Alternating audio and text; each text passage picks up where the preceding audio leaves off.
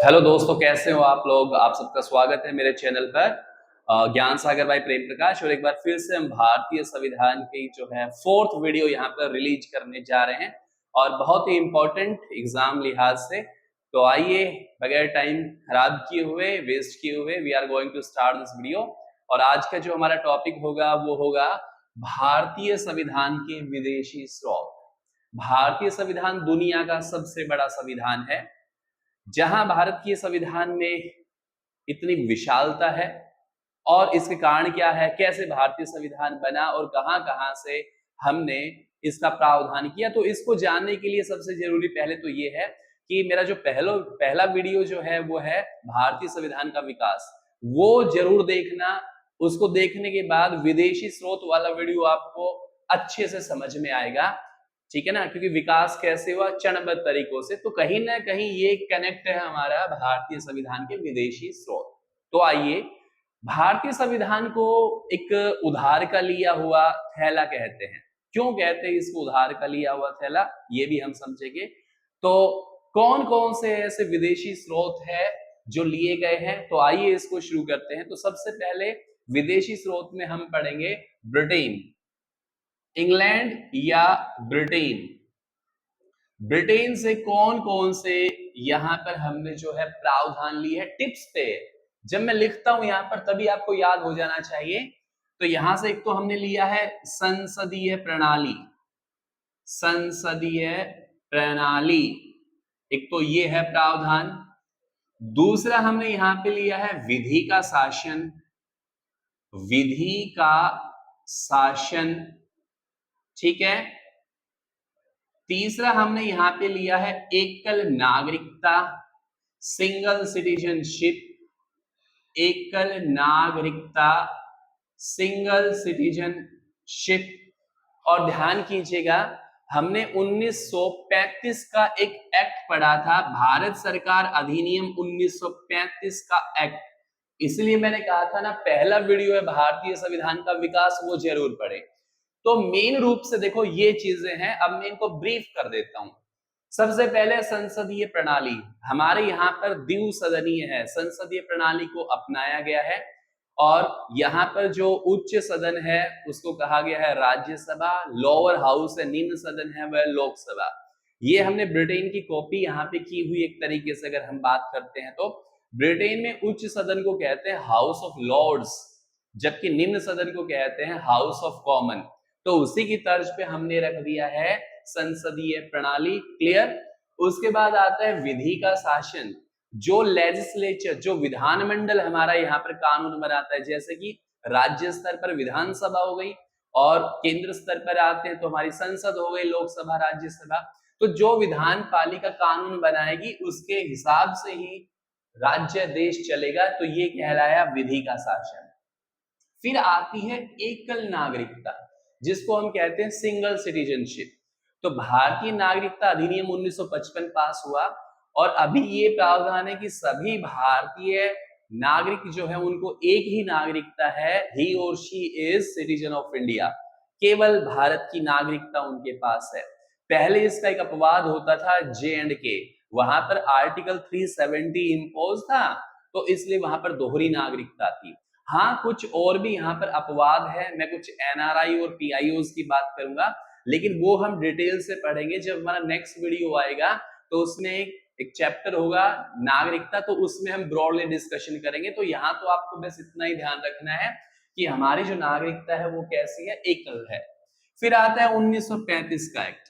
ध्यान करो, मैंने आपको भारतीय संविधान के विकास में बताया था कि ज्यादा से ज्यादा प्रावधान यहीं से हमने उठाए हैं, इसलिए इसे भारत का मिनी कॉन्स्टिट्यूशन कहा जाता है, छोटा संविधान कहा जाता है।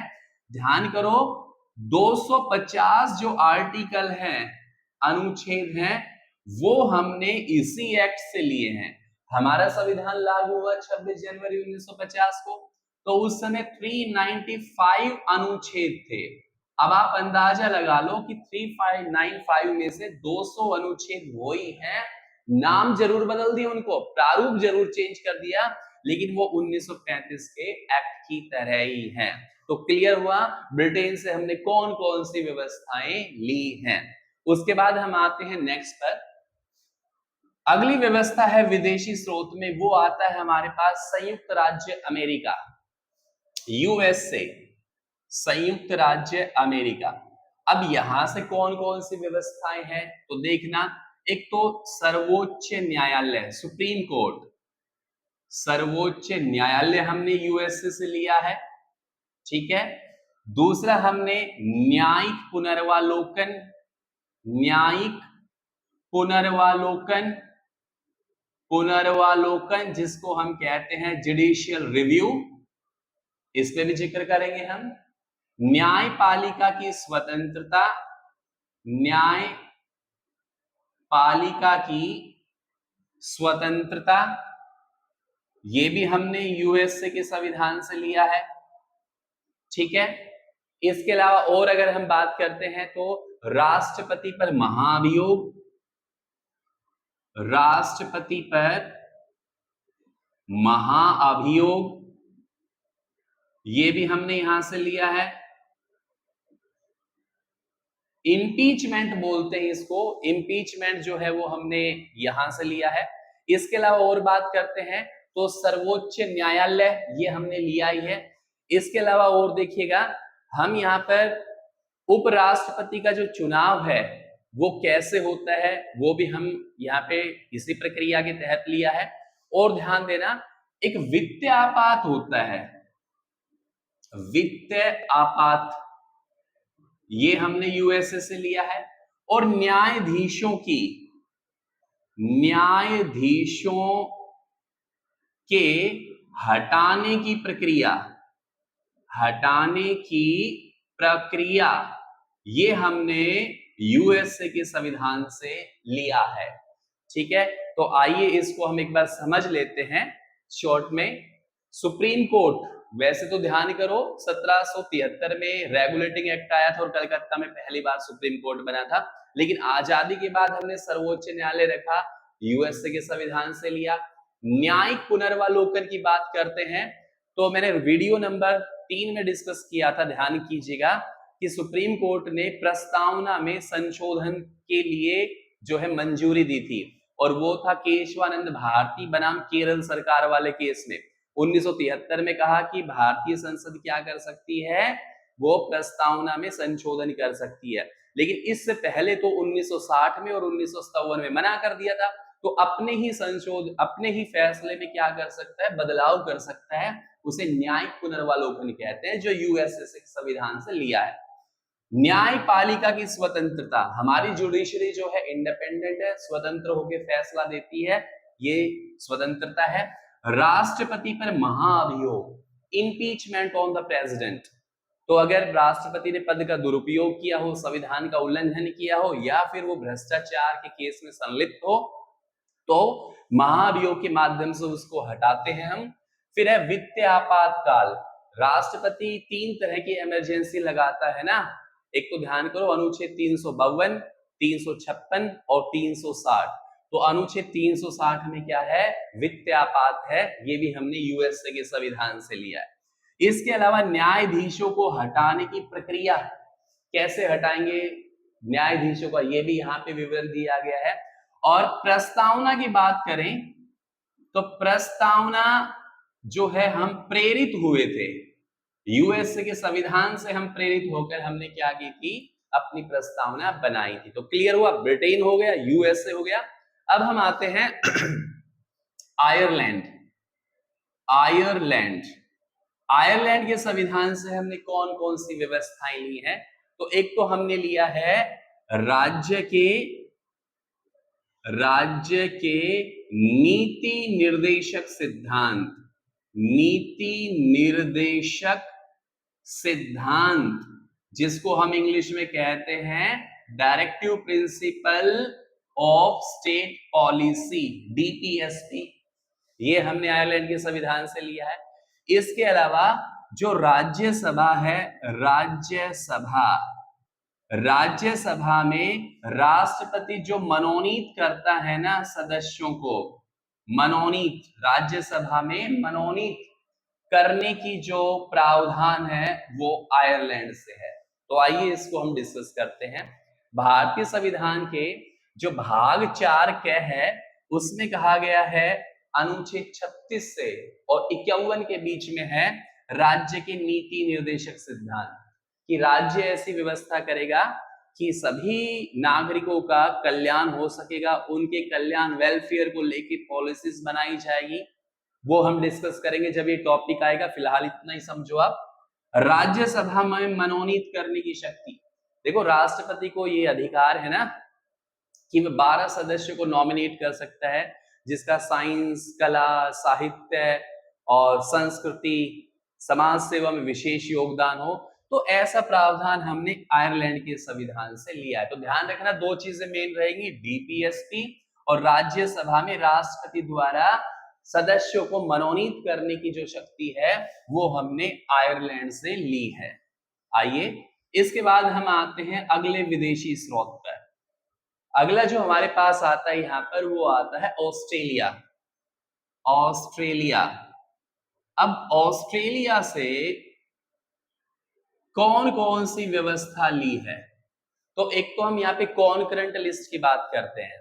तो एक तो हमने ली है समवर्ती सूची, जिसको इंग्लिश में कहते हैं कॉन्करेंट लिस्ट, ठीक है। दूसरा हमने लिया है जो भारतीय संविधान की प्रस्तावना है ना, प्रस्तावना, उसकी हमने ली है भाषा। भारतीय संविधान की प्रस्तावना, प्रीएम्बल की जो है भाषा यहां पर ली है।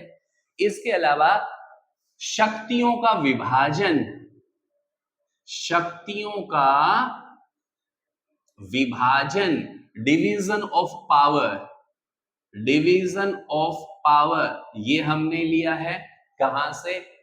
ऑस्ट्रेलिया के। इसके अलावा संसदीय, संसदीय विशेषाधिकार, विशेषाधिकार, ये भी हमने जो है ऑस्ट्रेलिया के संविधान से लिया है। तो आइए इनको समझते हैं। यहां पर है समवर्ती सूची। देखो हमारे संविधान में 3 सूचियां दी हुई हैं। कौन कौन सी? संघ सूची, राज्य सूची और समवर्ती सूची। इन तीनों के अलावा एक अविशिष्ट शक्तियां होती है, रेजिड्यूरी पावर जिसको हम बोलते हैं। लेकिन समवर्ती सूची वो विषय होते हैं इनमें जिसमें केंद्र और राज्य सरकार दोनों मिलकर कानून बनाते हैं, जैसे कि एजुकेशन, शिक्षा, ठीक है। भारतीय संविधान की प्रस्तावना की भाषा, मैंने बताया था वीडियो नंबर 3 में, हम भारत के लोग भारत को, तो वो जो शैली है वो हमने ऑस्ट्रेलिया की संविधान से ली है।